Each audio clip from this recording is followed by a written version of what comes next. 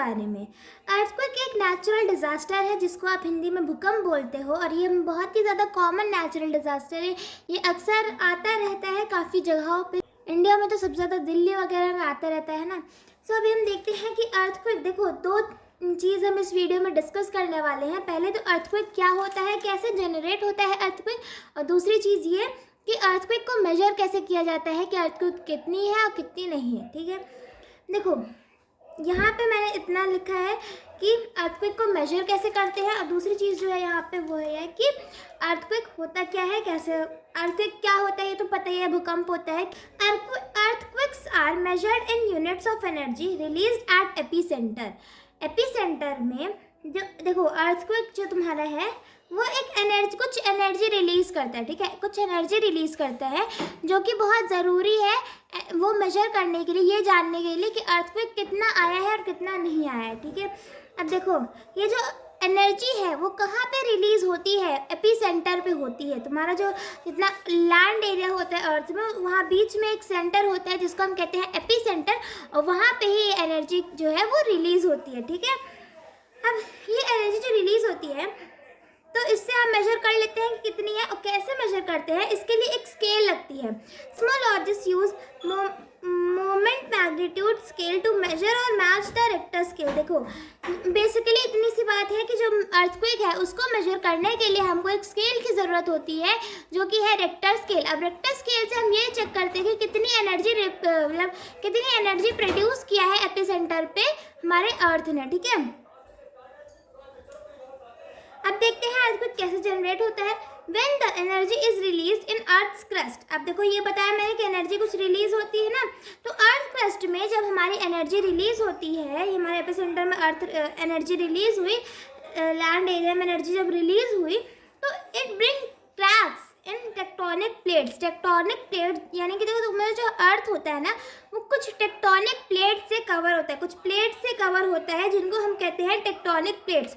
और इस एनर्जी के रिलीज होने की वजह से, उसी धरती पर एनर्जी रिलीज हो रही है, उस एनर्जी के रिलीज होने की वजह से ये जो टेक्टोनिक प्लेट्स है तुम्हारी वो टूटने लग जाती है, क्रैक्स आ जाते हैं। ठीक है, अब जितनी ज़्यादा एनर्जी रिलीज होगी उतना ज़्यादा क्रैक पड़ेगा ना, उतना ज़्यादा टूटेगा हमारा टेक्टोनिक प्लेट्स। ठीक, तो टेक्टोनिक प्लेट्स में क्रैक पड़ने लग जाते हैं, इन क्रैक्स को हम कहते हैं फॉल्ट लाइंस। फॉल्ट लाइंस हम किनको कहते हैं, वो जो क्रैक्स पड़ते हैं तुम्हारे टेक्टोनिक प्लेट्स में। ठीक है, और इन क्रैक की वजह से आप देखो ये जो क्रैक पड़ने की वजह से वो जो टेक्टोनिक प्लेट्स है थोड़ा दूर हुए, अलग हो गए ना। अब देखो ये टेक्टोनिक प्लेट जो है एक मूवमेंट में हमेशा रहते हैं। ठीक है, वो जो एक थे तब भी वो थोड़े हिल रहे थे ना, कॉन्टिन्यूस कांस्टेंट मोशन में रहते हैं, हिलते रहते हैं, मूवमेंट इनका कंटिन्यूस रहता है। और फिर इनके टूटने के बाद क्या होगा, टूटने के बाद भी ये मूव तो करते रहेंगे, भले ही टूट गए हैं मगर तब भी ये मूव करेंगे। ठीक, अब ये टूटने के बाद तो अलग अलग बन गए ना, अब ये टूटने के बाद जो अलग अलग मूवमेंट करेंगे तो ये क्या है, अब मूवमेंट हो रहा है भाई, दो अलग अलग टेक्टोनिक प्लेट्स के बीच में जब कोलाइड होगा यानी टकराव होगी, जब टकराएगी दो अलग अलग टेक्टोनिक प्लेट्स तो क्या होगा, एक सिस्मिक वेव प्रोड्यूस होगा। सिस्मिक वेव प्रोड्यूस होगा, और उस सिस्मिक वेव के प्रोड्यूस होने की वजह से तुम्हारा जो अर्थ लैंड जो है, धरती जो है वो हिलने लग जाती है। अब धरती हिलती है तो वैसे ही अर्थक्वेक आ जाता है, ये तो पता ही है यहाँ से ना।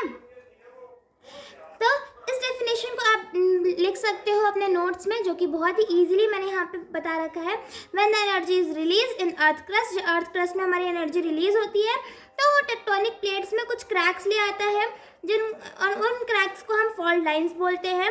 और टेक्टोनिक प्लेट जो है वो हमेशा एक कॉन्टिन्यूस मोशन में होते हैं, तो टूटने के बाद भी कुछ मोशन करते रहते हैं। और ये जो दो अलग अलग प्लेट्स अगर जब कोलाइड करती हैं यानी टकराती हैं तो सिस्मिक वेव्स प्रोड्यूस करती हैं। वो सिस्मिक वेव के प्रोड्यूस होने की वजह से तुम्हारा अर्थ जो है वो हिलने लगता है, शेक करता है, और उस शेक की वजह से तुम्हारा जो है अर्थक्वेक आता है यानी कि भूकंप। ठीक, अब इम्पॉर्टेंट बात जो ये है कि जो स्टडी होती है अर्थक्वेक के बारे में, जो लोग पढ़ते हैं उनको हम कहते हैं सिस्मोलॉजर्स और सिस्मोलॉजिस्ट्स।